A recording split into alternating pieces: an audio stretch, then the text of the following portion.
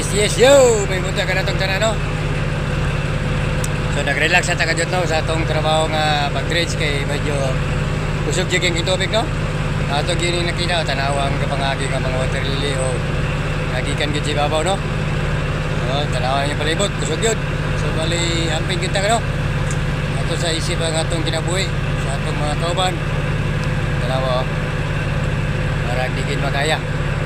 So, mag-trades ta, para kapikigid, no? Labi na kayo magbalita o kangkla.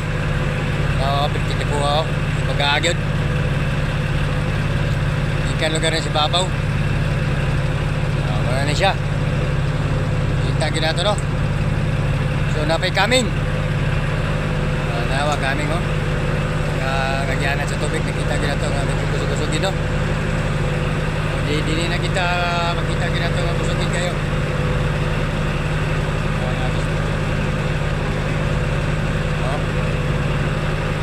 Namping kita, no? Mga kauban. Hindi mo na. Saan naman eh? We're gonna try our best in the middle of the sea. Keep safe. Love you all.